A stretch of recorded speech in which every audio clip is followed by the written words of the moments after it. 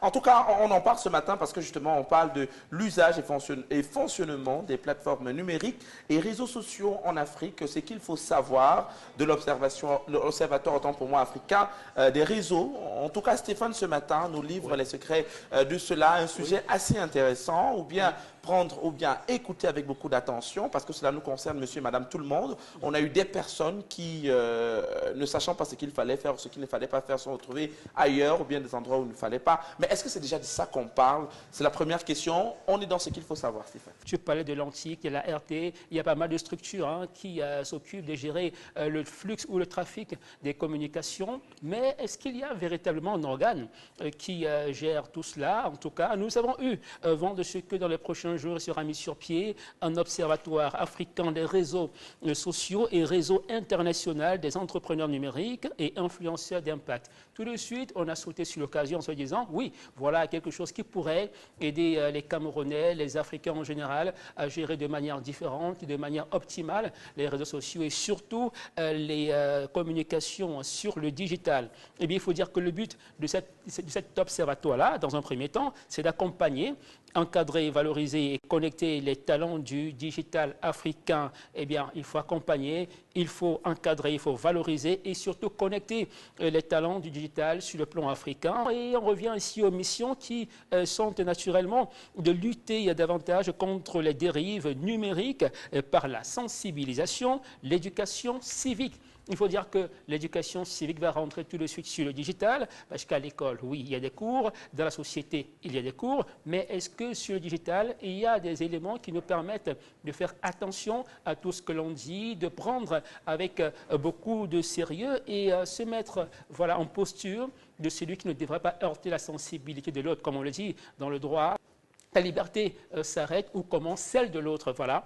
On ne va pas se permettre de dire tout ou alors de faire n'importe quoi sur les réseaux. Et pour que cela soit bien encadré, que cela soit bien organisé, il y a justement un événement qui arrivera au mois de décembre prochain, la Coupe d'Afrique du digital, CAFRID, en abrégé CAFRID 2026, qui sera justement un événement qui va permettre aux différents Africains de se mettre en compétition autour du digital. Ce sera une manière de mettre en avant et de valoriser les personnes qui utilisent le digital à de bonnes fins, parce qu'il faut dire ici, c'est chez Code Carotte, ce ne sera pas une plateforme qui viendra ici faire la police ou le gendarme, mais qui va venir accompagner et surtout structurer ce qui sera fait sur le digital et aussi donner la possibilité aux personnes qui se démarquent de, voilà, de remporter des prix. Il y aura dans 12 pays qui vont prendre part, des pays de l'Afrique francophone, qui vont prendre part à cette compétition-là pour permettre aux Camerounais voilà, de se démarquer. Là, on pourra se dire que le digital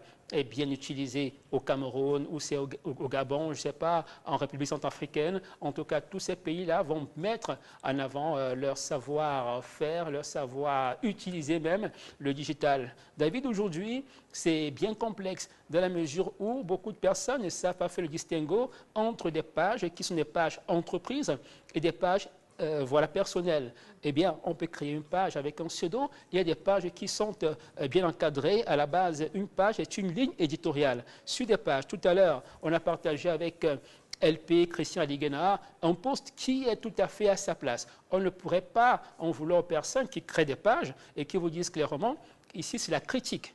On fait la critique. Et beaucoup de personnes ne comprennent pas ce que c'est que la critique. À la base, la critique n'est pas faite pour mettre l'autre en difficulté. La critique est là pour que les personnes s'améliorent dans la littérature, le cinéma, la musique, à la base même, toutes les œuvres, tous les projets qui ont bien marché à la base. Il y a des personnes qu'on appelle des critiques. Ils viennent, ils ne font pas de la critique du quartier, mais ils viennent vous dire les choses exactement comme elles doivent être. En tout cas, c'est vous dire que sur les réseaux sociaux, il y a plusieurs manières de communiquer, plusieurs manières de se positionner. Oui, constructive. Je veux dire, oui, peut-être on peut le dire comme ça, beaucoup vont considérer que c'est du jeu. Non, c'est quelque chose de scientifique. La critique est scientifique. Les gens qui se lèvent le matin disent tel non, il ne me plaît pas, l'autre ne me plaît pas, on s'en fout de ce qui te plaît ou pas. Alors, ce qui est intéressant... Le gossip également aura une place? Le gossip, je ne sais pas. Maintenant, si tu crées une page gossip, c'est une page gossip et les gens doivent s'en tenir. Maintenant, qu'est-ce qui se passe? Au plus haut niveau, on peut se dire les pages gossip sont à biffer, on annule les pages gossip, On annule des pages ci, on annule des pages ça. En tout cas, c'est une collaboration, c'est une contribution pour permettre à ce que ce soit mieux structuré et que ce soit bien positionné, que celui qui se retrouve sur les réseaux sociaux sache exactement ce qu'il va faire sur les réseaux et pas simplement passer des journées à dire des méchancetés sur des gens, mais apporter des choses qui peuvent être constructives. Okay. C'est en cela que les réseaux sociaux, alors l'usage du digital, voilà, donneront ces usages-là quelque chose de différent aux Camerounais, pas faire sombrer.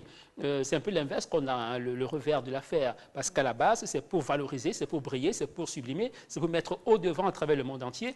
Mais on se rend compte aujourd'hui que c'est plutôt le revers qui est mis à contribution. En tout cas, vous avez compris aujourd'hui, bientôt vous aurez plus d'éléments sur l'Observatoire africain des réseaux sociaux et réseaux internationaux, justement des entrepreneurs numériques et influenceurs d'impact. Voilà ce qu'il fallait savoir pour ce matin. Et on va suivre ce chapelet jusqu'à vous dire exactement comment est-ce que les grandes lignes vont se faire. Qui aura encore accès au digital? Vous le saurez bientôt. Merci bien Stéphane, merci de le rappeler ce matin. Et